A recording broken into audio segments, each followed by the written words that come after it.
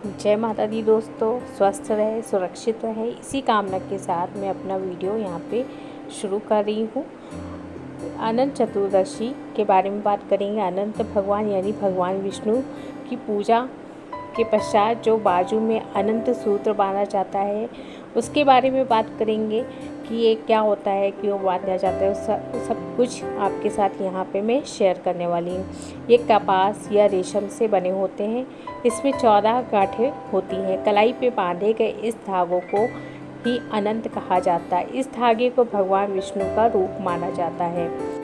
अनंत चतुर्दशी का व्रत का हिंदू धर्म में बहुत ही बड़ा महत्व माना जाता है। इसे अनंत चौदस के नाम से भी जाना जाता है। इस व्रत में भगवान विष्णु के अनंत रूपों की पूजा की जाती है।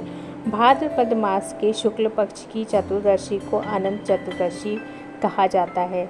तो बाजू में बांधा गया वो धागा अनंत सूत्र इस दिन भगवान अनंत मतलब कि भगवान विष्णु की पूजा करने के पश्चात ही बांधा जाता है, जिसमें 14 गांठें होती हैं। इसे सूत या रेशम के धागे में 14 गांठें लगा के उसे कुमकुम से रंग कर पूजा करने के बाद कलाई में बांध लिया जाता है।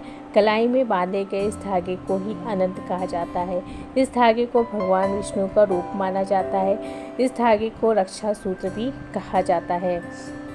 इस तरह व्रत करने से भगवान विष्णु की मतलब आशीर्वाद प्राप्त होता है और गुप्त मनोकामना जिनको करनी है उनके लिए एक उपाय बता देती हूँ।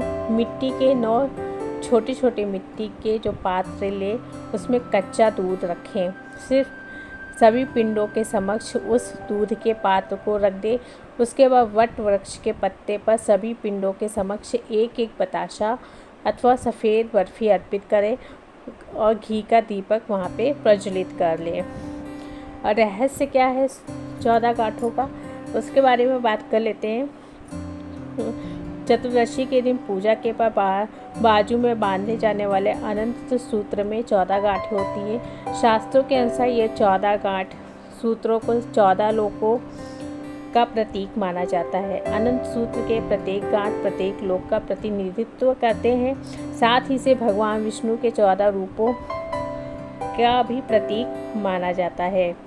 14 लोकों की रचना के बाद इनके संरक्षण और पालन के लिए भगवान विष्णु ने 14 रूपों में प्रकट हुए थे और अनंत प्रतीत होने लगे थे। इसलिए अनंत को 14 लोक और भगवान विष्णु के 14 रूपों का प्रतीक माना गया है। इतना ही नहीं, रेशम कपास से बना ये सूत्र आपकी रक्षा भी करता है, इसलिए इसे रक्षा कवच भी कहा जाता है।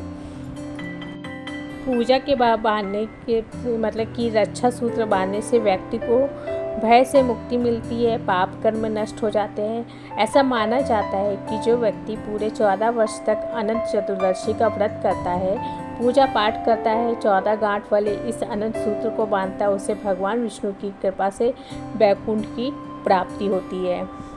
अब अनंत सूत्र को बांधने की विधि बता देती हूँ।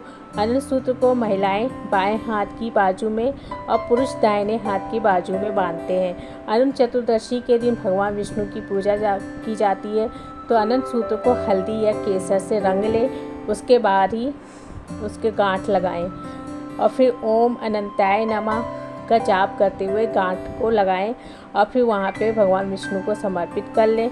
समर्पित करने के बाद उसको अपने यहाँ जब पूजा आपकी हो जाए, पूजा कंप्लीट होने के बाद आप इसको अपने हाथ में बांध लें।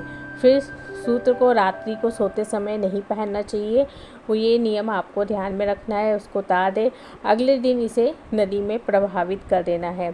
तो ये आपको यहाँ पे बता दिया कितने दिन मतलब कि जिस दिन पूजा होती है आप उस दिन पहनिए और दूसरे दिन ही इसका मतलब नदी में प्रवाहित कर दिया जाता है। दोस्तों, ये थे अनंत सूत्र या रक्षा सूत्र के बारे में। अगर मेरा वीडियो पसंद आता है तो मेरे चैनल को लाइक शेयर सब्सक्राइब कर लीजिए। मिलते हैं नेक्स्ट वीडियो में। धन्यवाद।